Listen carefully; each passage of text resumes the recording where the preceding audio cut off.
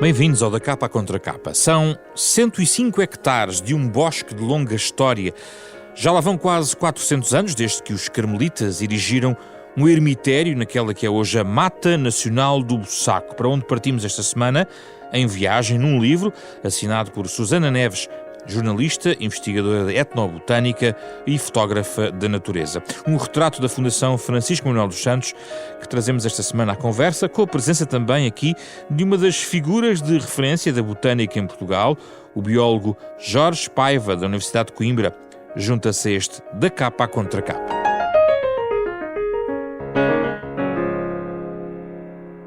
Muito obrigado pela vossa presença, Susana Neves e o professor Jorge Paiva, muito obrigado.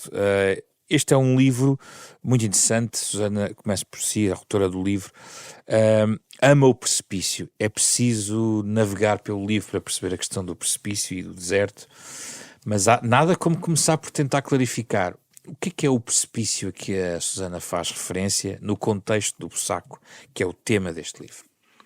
Muito boa tarde, muito obrigada por este convite, muito obrigada também ao professor Jorge Paiva por se encontrar aqui connosco, é uma honra para mim tê-lo aqui.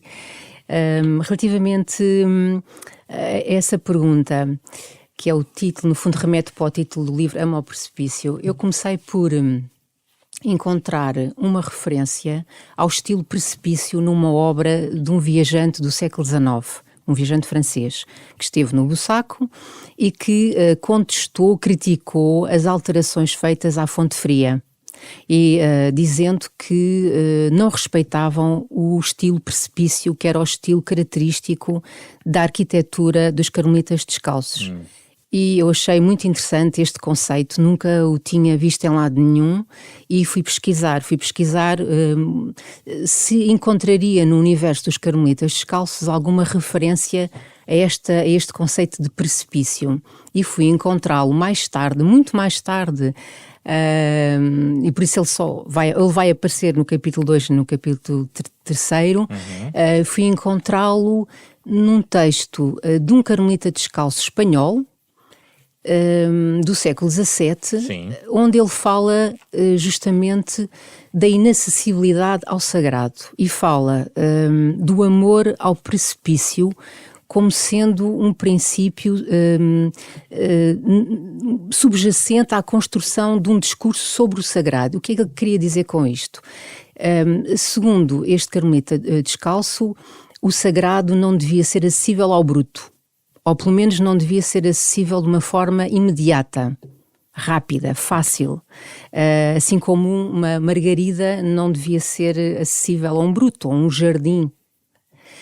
E, portanto, era preciso que o orador criasse um tipo de discurso sofisticado, onde cifrado? Os termos, quase, que não fosse acessível imediatamente, portanto, que implicasse um conhecimento, uma iniciação. Bom, tudo isso se iluminou no meu cérebro, que já estava bastante cheio da mata do Bussaco e já vinha a viver a mata há alguns anos. E eu percebi claramente que o amor ao precipício tinha a ver, portanto, por um lado, pelo respeito pela natureza, o respeito do caráter alcantilado da serra, das fragas e, portanto, toda a construção, toda a intervenção dos carmelitas descalços na serra passava por esse respeito e, por outro lado, era suposto o deserto ser de facto inacessível. O deserto, que não era deserto, era uma serra que foi gradualmente plantada, mas apesar de já existir vegetação na serra, como depois o professor Paiva poderá também falar sobre isso, porque nós já conversámos ali há bocadinho, o objetivo era que o deserto fosse inacessível ao comum dos mortais. Deserto mesmo. O deserto que não é deserto, então. O deserto é um ermitério, no conceito dos carmelitas descalços. Era um local de meditação, um local de contemplação, um local também de autoflagelação. que foi outra descoberta chocante para mim, quando percebi que os monges se autopenitenciavam no refeitório do convento. E plantar árvores, escreve a Susana, era uma outra forma de orar. E plantar cedros, um modo de recriar o Monte Carmelo ou o Monte Santo Elias situado na Palestina. Justamente, portanto, houve uma tentativa de recriar um cenário que evocasse a paisagem desse monte na Palestina, onde a ordem dos Carmelitas, a ordem primitiva, tinha sido fundada no século XII. Ora, esses cedros que se avistavam na Palestina não eram cedros do Bussaco, eram cedros do Líbano, que também não eram de lá, da Palestina, tinham sido aclimatados lá.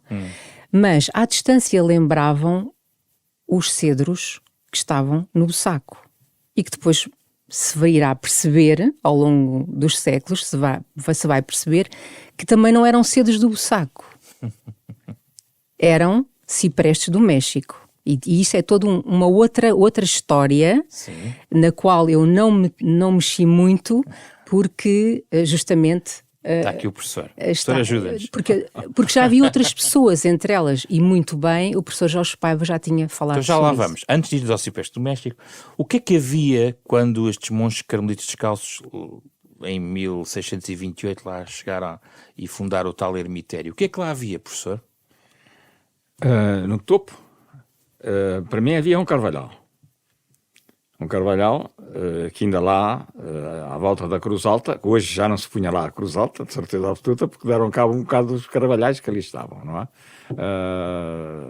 Que ainda lá estão duas espécies de carvalho, e até está um carvalho de folha persistente, que são, acho que há lá sobreiros também, não é? Mas estes talvez tenham sido plantados.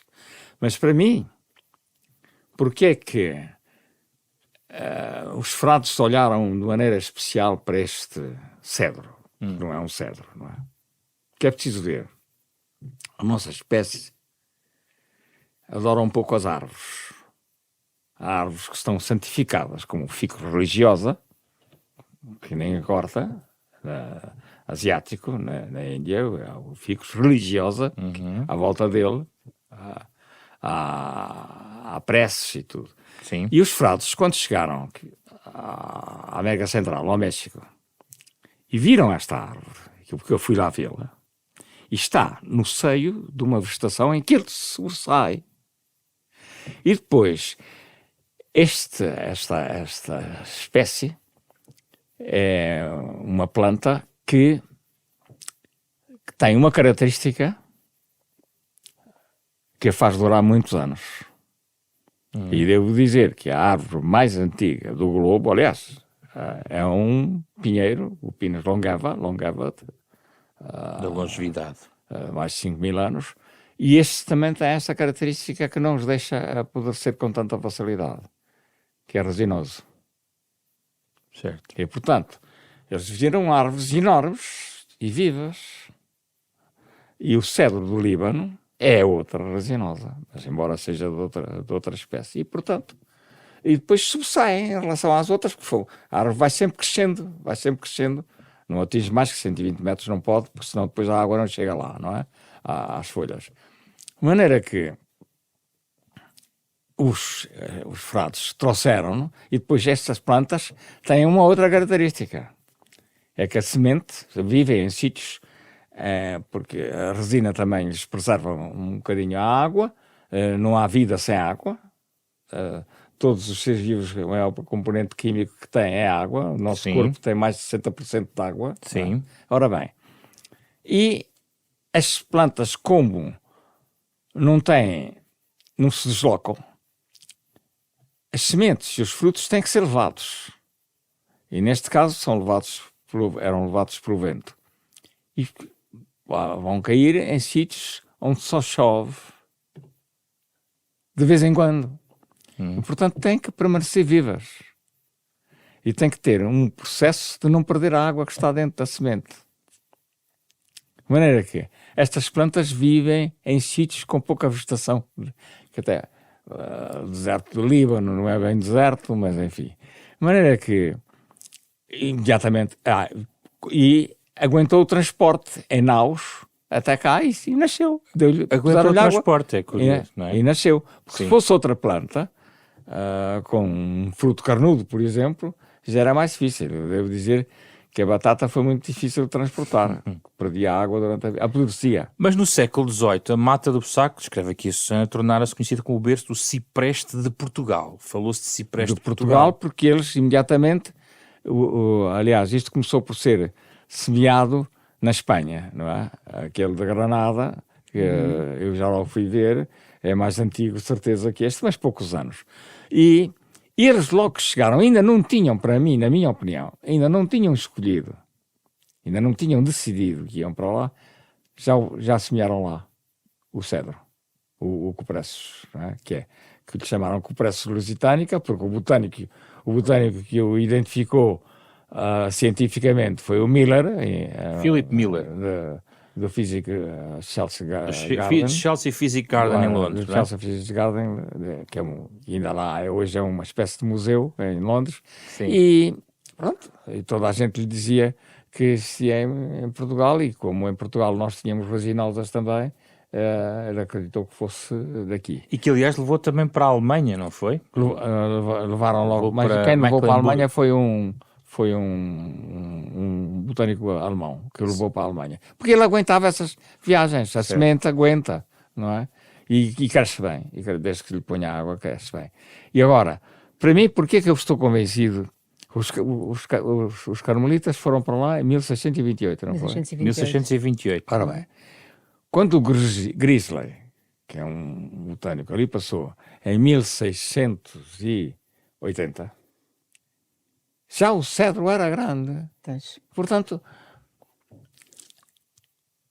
em 1628 para 1680 são 60 anos. 60 anos. 50, 60 anos, sim. Já era grande, não é? E aliás, eu também fiz um cálculo que desse, que o mais velho que lá está, que está junto à Capela de São José, sabe-se qual a data da construção da Capela de São José, e ele já lá estava, já era grande. Certo. Susana, Sim. é inevitável falar do trabalho, no fundo, que os monges Não, deixa-me só dizer mais uma coisa. Porquê é que eu digo que havia floresta? E no resto, à volta do Bussaco, já não havia carvalhal. Já tinha sido derrubado por causa das construção das naus e isso tudo. Porque, e por isso é que o Wellington via o exército napoleónico, via cá de cima, porque não havia árvores. Já estamos a saltar para 1810, mas já lá vamos. Mas não havia árvores. Mas os carmelitas e o papel deles? Há uma coisa que eu gostava de frisar relativamente ao que disse o professor Jorge Paiva. De facto, há uma dimensão pragmática, ou seja, o cedro branco, o cipreste do México, que no fundo é o nosso cedro do Bussaco, não se corrompia com facilidade. Há uma dimensão prática desta árvore estar presente, mas depois também há uma dimensão simbólica multifacetada. Há aqui vários aspectos que não foram para mim ao longo da investigação logo evidentes, mas depois eu percebi que os carmelitas descalços tiveram um papel muito importante na propagação da fé. Era uma ordem missionária. Além de ter uma dimensão contemplativa, estavam ao serviço da Igreja e do Rei. Fizeram uma espécie de... Quem vê atualmente a estrutura dos desertos, dos carmelitas descalços, percebe que eles eram quase como se fosse uma multinacional. Porque estavam dispersos por vários continentes. E havia da parte do São João da Cruz e da Santa Teresa d'Ávila um interesse muito grande em disseminar a fé. E, portanto, a ida dos carmelitas descalços para o México, de onde é proveniente esta espécie, foi defendida por estes dois santos. Era muito importante. O facto de haver cedros, o cedro branco, o cedro do Bussago, estar tão representado e ter sido tão plantado pelos carmelitas descalços, e existir também um cedro destes, que nós supomos que seja mais antigo, em Granada, onde o São João da Cruz esteve, tudo isto faz sentido e acaba por nos permitir concluir que a presença tão massiva de cedros no Bussaco tem a ver com tudo isto. Era como se o cedro fosse uma bandeira que representava a vitória do Império Filipino. Representava a expansão, porque a expansão também política, não era só religiosa. Mas os monges estavam de facto preocupados com a questão da proteção. A Susana começou por falar sobre isso, a ideia de tornar um pouco inacessível também aquele pedaço, e de tal maneira, penso que era interessante contar esta história, até pediram ajuda ao Papa, no caso o Papa Urbano VIII, pelo que a Susana também conta, já agora é interessante remeter para o livro, porque isto está tudo explicado, mas houve uma bula para proteger exatamente este território.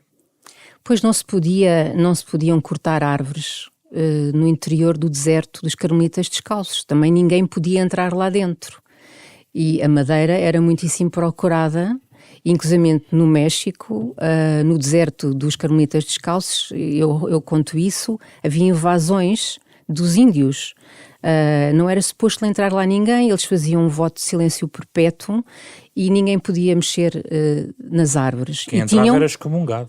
Pois, exato, quem ia lá cortar árvores. Isso. E havia a obrigação de plantar novas árvores.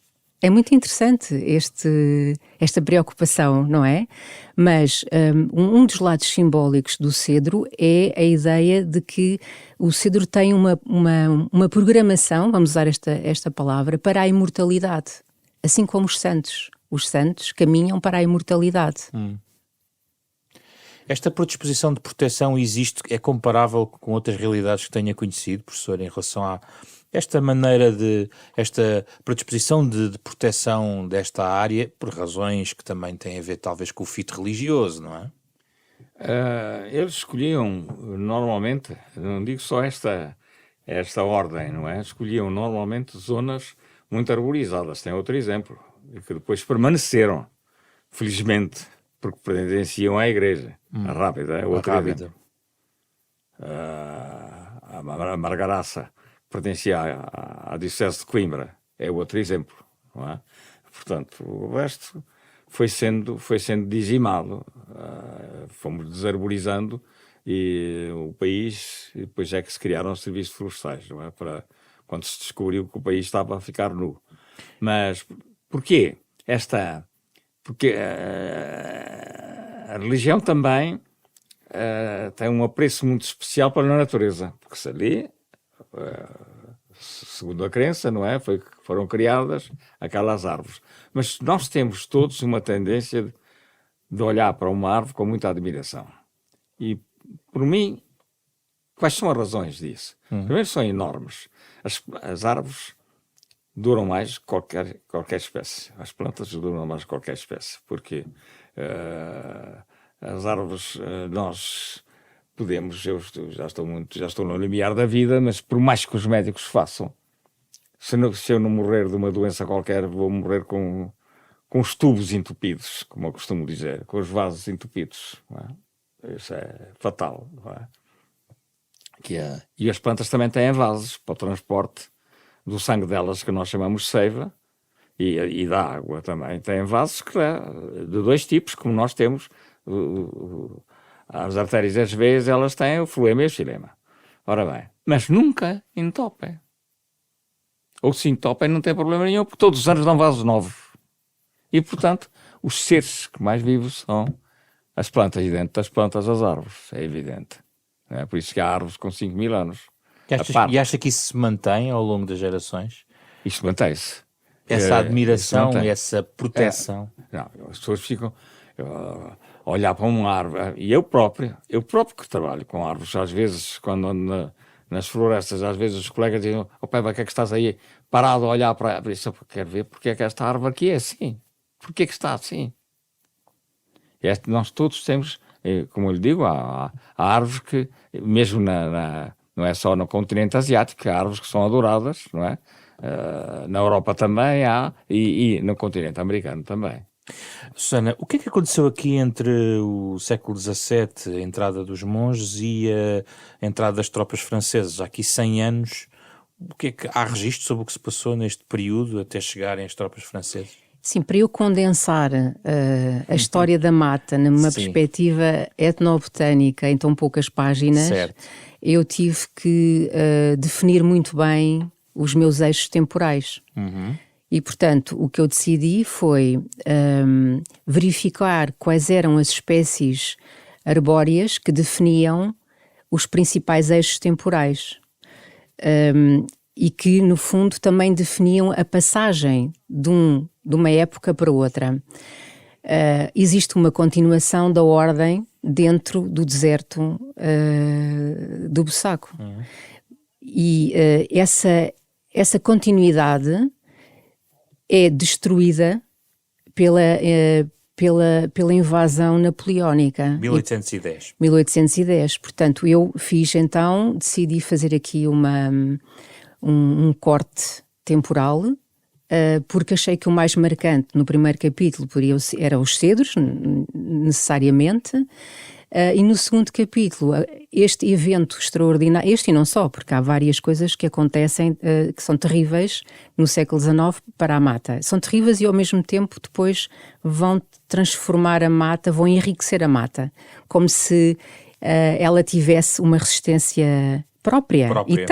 E tem uma resistência própria.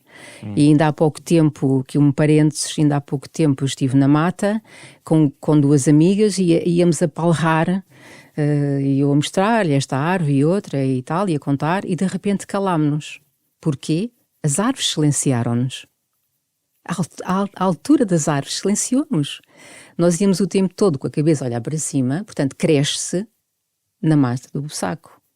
Se formos sempre a esticar o pescoço, ficamos sempre lá mais altos. Mas a força da mata, aquele ecossistema, aquelas árvores, aquele poder feraz e verde que elas têm, acaba por se impor. O que é a Catedral à Espera que está aqui nesse capítulo? A Catedral à Espera é justamente a mata. É a mata. Esse título foi inspirado pelo um texto do Fialho de Almeida, que visitava a mata com frequência, aliás, como o Antero de Quental, como o Ramalho Ortigão. Havia uma romaria de escritores. Isso é muito interessante, depois podemos falar, só para concluir, por que motivo, no segundo capítulo, eu começo com a invasão napoleónica. É importante para mim perceber que os monges carmelitas descalços tiveram um papel muito importante, a meu ver, na vitória do Wellington. Então? E geralmente não são referidos. E a própria mata teve um papel. Vamos lá explicar isso, Sim, então. teve um papel. Porque o Wellington estabeleceu-se dentro do convento, estabeleceu o quartel-general no interior do convento e, digamos que esteve ali a viver auxiliado, apoiado pelos monges que ficaram. Houve uma parte deles que saiu, não é? Logo. Houve 3 religiosos que nunca abandonaram o convento. Que ficaram. E, entretanto, uma coisa muito importante para mim, para tornar o texto, para levar o leitor a vivenciar, a experimentar, a observar até, a sentir na pele. A minha ambição até era cheirar, mas isso é mais complicado. Eu procurei sempre depoimentos da época e encontrei um diário de um monge que ficou e que foi testemunho ocular da invasão napoleónica. Esse diário impressionou-me imenso. E através desse diário percebe-se que a ambição de Macena de conquistar, de vencer na Batalha do Bussaco era uma miragem, porque eles estavam de facto no ninho das águias e viam, como muito bem frisou o professor Jorge Paiva, viam as tropas a subirem.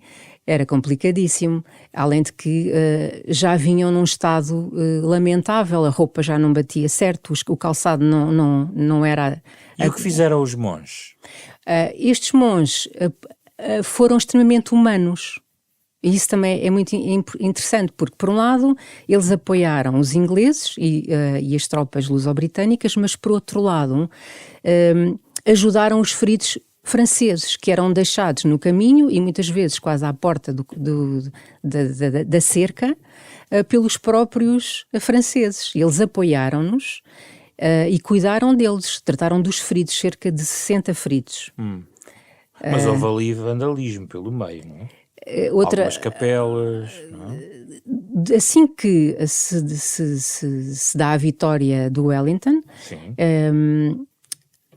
os ingleses e as tropas luso-britânicas saem imediatamente do saco e começam a vir os franceses e as milícias, e toda esta gente vai entrar dentro da mata, que entretanto o muro a cerca já tinha sido abatida em vários lances. Certo. Reparem que a batalha não se dá no interior. No entanto, no interior abatem-se árvores, criam-se pontos de mira, enfim, entra um ruído tremendo para uns homens que viviam no silêncio e que não mal se viam, eram muito poucos ali dentro, não é? Uma intrusão incrível. É horrível para um investigador, para uma pessoa que está a viver aquele momento e que já calçou as alpargatas e quase que vive na descalcez, de repente perceber que aconteceu aquela invasão do profano, do mundano, dentro de um espaço sagrado.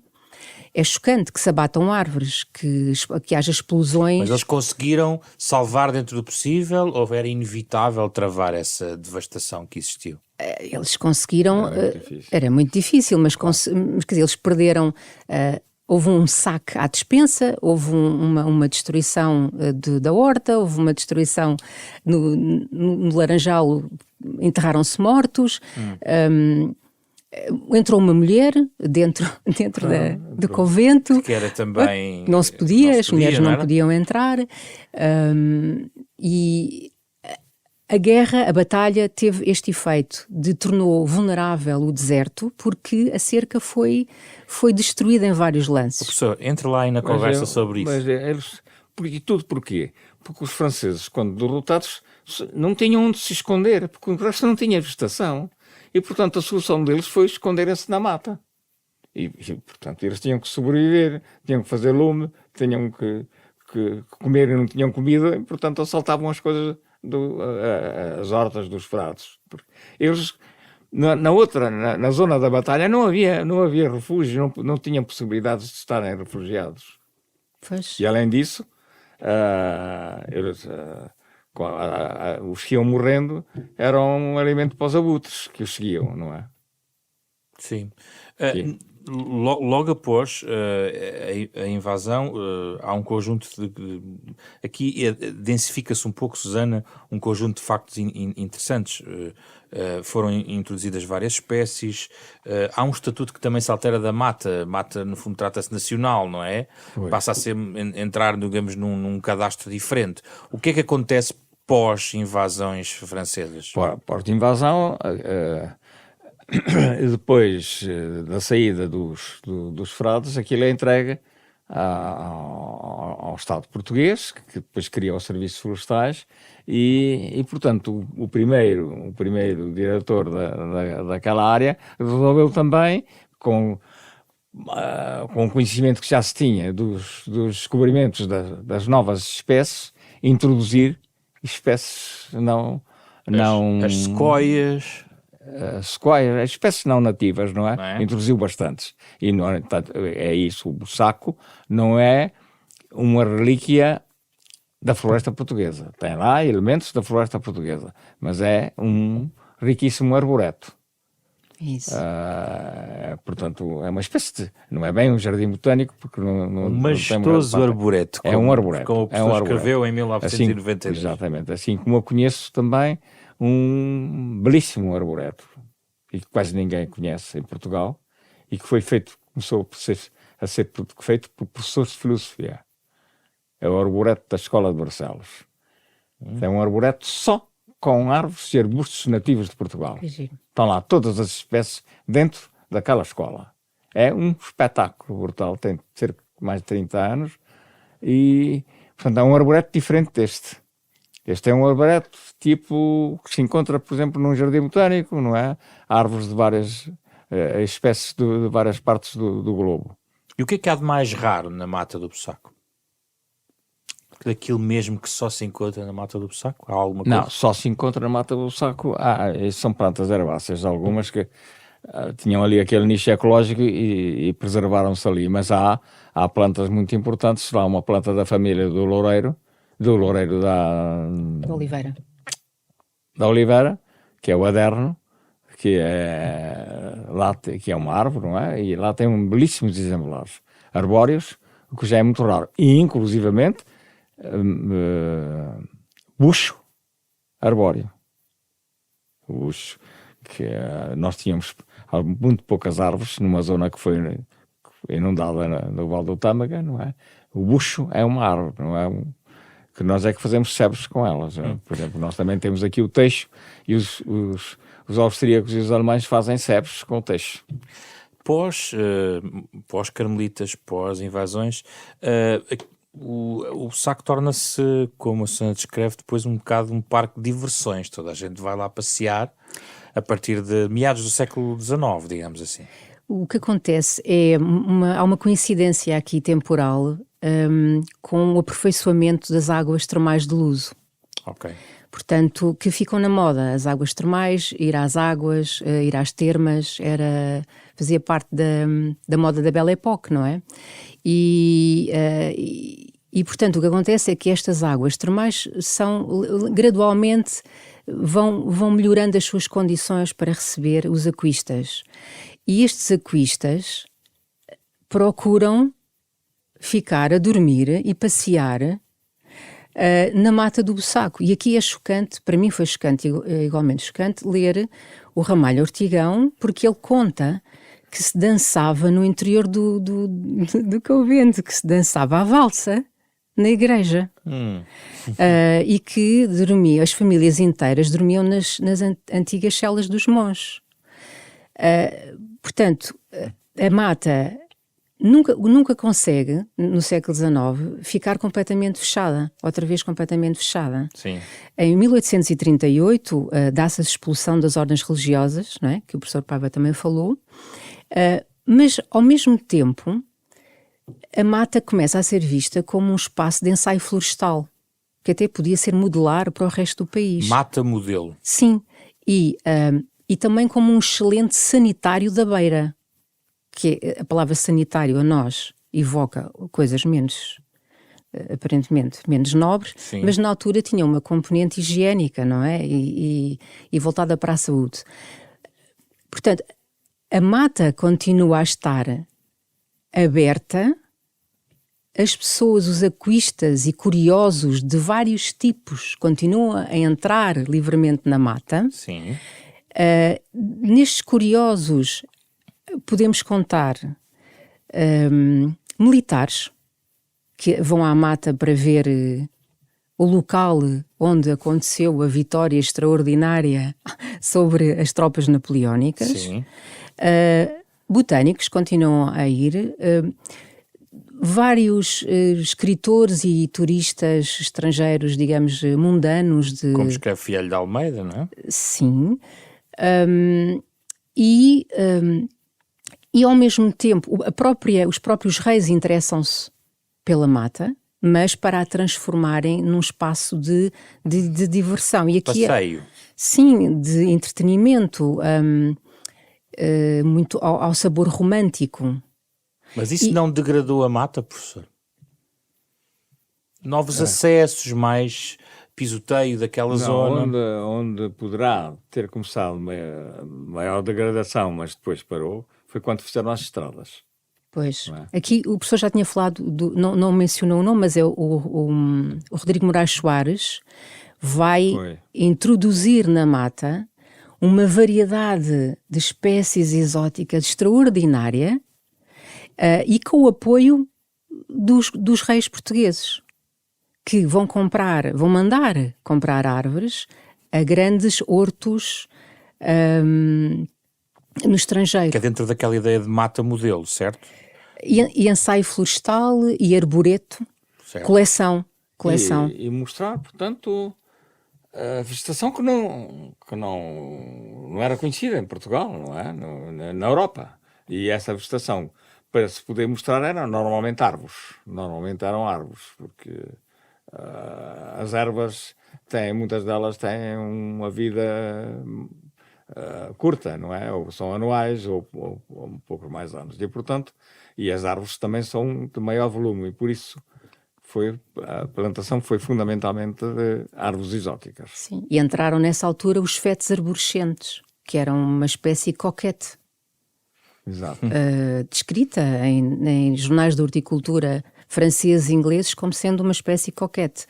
Eu fiz uma pesquisa iconográfica interessante e seria interessante este livro, eu tenho tido aliás vários pedidos de leitores, para que este livro tenha também uma componente, uma nova edição com imagens. Visual. Com fotografias minhas e iconografia histórica. E nessa iconografia histórica encontrei imensas fotografias de pessoas debaixo dos fetos arborescentes, porque era um bocado como a Torre Eiffel, fazer-se fotografar junto à Torre Eiffel. As plantas, no século XIX, davam status. Certo tipo de plantas dava status. Portanto, as plantas que entram no século XIX atiram para uma outra época e para uma outra funcionalidade, detesto esta palavra, mas no fundo, do Bussaco, a maneira como o Bussaco é visto, Pois. e aquilo a que ele se destinava e quem eram os moradores, os novos. Há uma árvore tão estranha que ainda hoje é uma árvore coquete, que são as araucárias. As araucárias. E se olharmos, por exemplo, para o Funchal, vê-se que as araucárias estavam nos sítios das casas senhoriais. E hoje vejo aí, particularmente aqui na zona à volta de Palmela, não é? Fazem um chalé, aquilo que nós chamamos de um chalé, e põem uma araucária, coitadinha da araucária, que vai ter que ser deitada abaixo, porque vai ser maior que a casa e depois é um problema. Portanto, ainda é uma espécie de árvore coquete, porque as araucárias são da América do Sul e da Austrália. E porque isto têm são um bocado muito diferentes das árvores que nós temos aqui na Europa. Nós ficamos aqui mais de uma hora a falar sobre isto, portanto eu vou ter que acelerar e perguntar à Susana o que é que nós aqui, por exemplo, estamos aqui em Lisboa, por exemplo, no Príncipe Real podemos encontrar algo que nos leva ao Bussaco, sair lá ao Bussaco. O que é que lá encontramos? Sim, está lá um cedro do Bussaco num caramachão. E muitas pessoas pensam que o cedro do Bussaco cresce assim, naturalmente, portanto, em forma de chapéu, coitadinho. Mas não, ele foi forçado, de certa forma, é uma árvore aprisionada ali. Quando se já está próximo do jardim, vem aquele, eu diria, olor de santidade, o perfume da santidade, chega-nos a metros de distância. Essa é a árvore, eu termino o livro com ela, e de certa forma é embaixatriz do Bussaco em Portugal, não é? Toda a gente conhece aquela árvore, mas se calhar não associam propriamente à mata. Pois é. É uma árvore, é interesse público, foi assim decretada em fevereiro de 1940, certo? Sim. Professor, agora mesmo para fechar, e qual é na sua opinião, o grande desafio do Bussaco de hoje? Esta é a história que nós percorremos, e agora, o Bussaco nos tempos de hoje? O Bussaco nos tempos de hoje, no fundo, é um monumento histórico, começa por aí. É um monumento histórico e cultural. E, ao mesmo tempo, um monumento de biodiversidade, porque ali criou-se uma formação, um ecossistema muito verde, portanto, as plantas não precisam de ter boca para comer, elas produzem a biomassa e, portanto, os animais não são capazes de produzir biomassa, refugiam-se ali. Hoje há estudos da biodiversidade, da riqueza, da elevada biodiversidade da mata do Bussaco, porque é um ecossistema que está ali, isolado e protegido, e, portanto, esta biodiversidade está, no fundo, protegida e sobrevive e vai dando novas gerações. Está bem protegida? Isso eu não quero, porque o ICN, hoje pertence ao ICN, não é? Eu não gosto de dizer ICNF.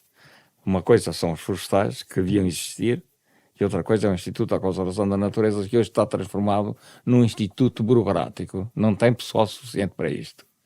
E hoje o Bussaco corre um risco brutal de não ter, portanto, funcionalidade, porque não tem pessoal suficiente para o proteger. Aliás, isto acontece em várias áreas, como ainda agora vimos na Serra da Estrela. E, portanto, enquanto não se vir isto, tudo isto corre risco. O professor acha que se deve voltar à questão dos serviços florestais à parte? Há muito tempo. Nunca devia ter desaparecido. Para um lado, o Instituto de Conservação, e os serviços florestais, exatamente, na tradição antiga. Quando havia serviços florestais, nunca o Bussaco ardeu. Depois deles terem desaparecido, o Bussaco teve incêndios. E acha que isso, no fundo, essa conclusão podemos tirar para todas as nossas grandes áreas? A Serra da Estrela, o Pinhal de Leiria, que nunca ardeu desde a formação, a não ser em 2017. E o professor gostaria que nos próximos 150 anos se mantivesse aquele ecossistema, no fundo? É isso que nós temos que preservar naquela joia que temos ali, não é? Preservar pelo menos as relíquias de ecossistemas que ainda temos. O arboreto. Os arboretos. Susana, sejam nativos ou não nativos. O que é que vamos legar às próximas gerações do Bussaco e o que é que podemos fazer por isso? Eu acho que este amor ao precipício significa respeitar o espírito do lugar. Se mantivermos este princípio, se respeitarmos a natureza tal como ela se apresenta, se não tentarmos alterá-la por uma questão de ego, de poder ou por outra razão qualquer estranha,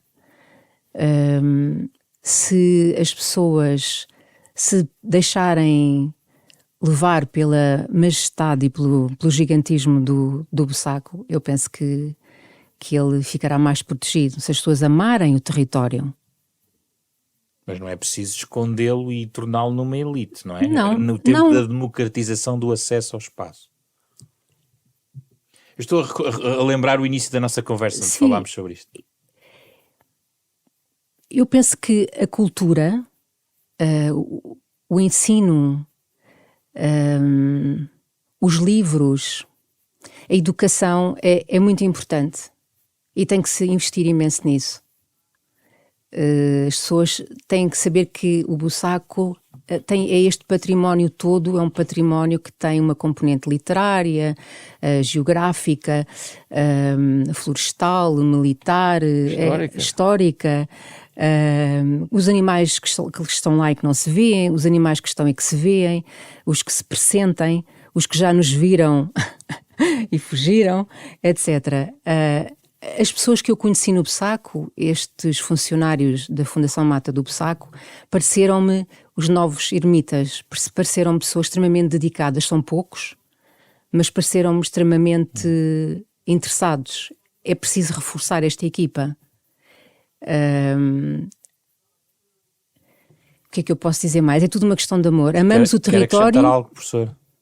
Porque eu devo lhe dizer que eu fui muitas vezes com alunos ao Bussaco, encontrei sempre guardas vigilantes. Sempre. Atualmente, julgo que se podem lá andar e não se vê ninguém. Não tenho a certeza, porque eu já há muito tempo que lá não vou. Só para fechar, por causa das sugestões que eu penso que são muito úteis, que estão aqui, há também o Bussaco na literatura, que eu acho que era interessante. Existe tudo isto já, existem outros livros, nós não temos aqui tempo, mas existem livros que explicam esta ligação, não é, Susana? Não, essa é uma antologia de textos literários sobre o Bussaco, escritores que foram ao Bussaco e que escreveram alguma coisa, escreveram textos sobre ele. É uma edição de autor, curiosa. É uma edição de autor, sim. Eu achei muito interessante, sempre que eu escrevo sobre árvores, e eu escrevo sobre árvores há 12 anos, procuro sempre o que os escritores disseram sobre elas. Porque às vezes, e também os botânicos, e depois toda a gente, sou um bocado exaustiva, mas os escritores muitas vezes têm o lado sensorial e uma maneira de... um acesso à natureza de forma diferente e uma expressão da natureza de forma diferente. E é muito curioso que por exemplo, a Ferreira de Castro. faz uma descrição da Amazónia monumental. Faz. Monumental. O Aquilino Ribeiro, para mim foi o primeiro escritor ambientalista. O Gil Denis também fala. Os poemas da Flabela Espanca. O próprio Essa de Queiroz também. Sim, é? sim. São muitos os escritores cuja pena esteve ao serviço da paisagem portuguesa.